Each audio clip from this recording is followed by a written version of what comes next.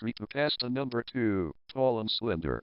The following story takes place after Marvel Hornets. It was another boring day for me, just sitting at home on my own watching more Marvel Hornets. Too bad they stopped making these videos, I said while to myself checking my Facebook profile for any news, but I found a rather interesting article one of my friends posted about a child that went missing in the woods and was later found dead. The 7-year-old child was last seen walking into a rather dense forest on his own. He was missing for several days until he appeared near the other side of the forest. He had his chest ripped open, most of his vital organs ripped out and his body suspended in a tree. Police are still investigating who committed this horrific crime. I slowly finished reading the article, mortified by what I had read. Of course, being quite the Slender Man enthusiast, I decided to my own investigation on this disturbing headline. The forest the child died in was rather close to me, just a 15-minute walk, really, so I grabbed my camera and headed out for the woods. After a nice 10 minutes, I came to a halt, because of a new 2-meter-high chain-link fence, where the entrance of the forest was meant to be. Strange, this fence must have been put up here overnight to stop people from getting inside the forest.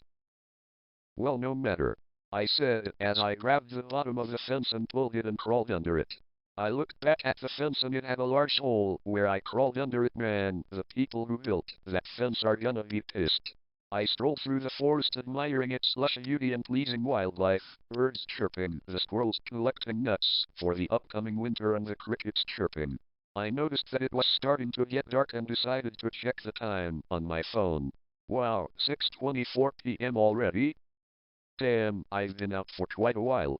Maybe it's nearing winter, but it's still quite dark. I put my phone back in my pocket and reached for the dark blue camera bag strapped around my right shoulder. I rummaged through the largest pocket of the bag and reached for a red torch. Why on earth do I keep a torch in this bag? I questioned myself, shrugged and turned it on, revealing a small number of nocturnal fauna who quickly scurried away from the light. After a few minutes of walking through the dense woodland, I could an almost rhythmic thumping sound from the left behind me, then just behind me. I immediately turned around and pulled out my video camera and started recording. It was only a few seconds that I started to notice a small amount of static in the camera and a tall figure from a distance. This figure was tall, slender, and had no face whatsoever. No, he can't be real. He's just a myth. I cried with fear and anguish, while the static got worse and worse. I was literally scared stiff and only just managed to run away while the static went down. My blood was pumping with adrenaline as I ran for my life from the creature that ripped the child apart. I was too busy worrying about what might happen to realize a tree root sticking out of the ground that I soon tripped over. I tried in vain to free myself of this root. I keep thrashing my foot about in hopes to get free and continue running. I heard the thumping getting louder and louder until I saw the same tall and slender figure standing over me, so I braced for what I knew was the end.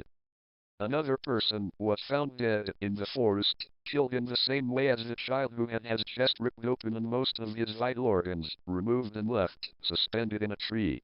The person had gotten into the forest, even though the new fence should have stopped anyone from getting in, but the person had seemed to have lifted up the fence and crawled under.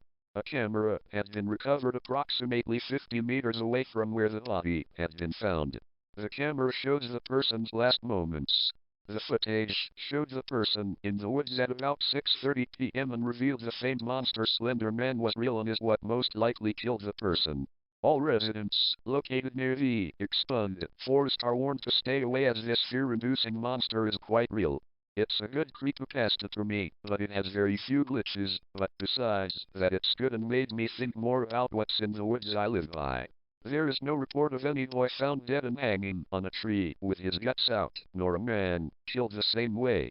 Anyways, this is Left 4 Death 19 out. Have a nice night and sleep.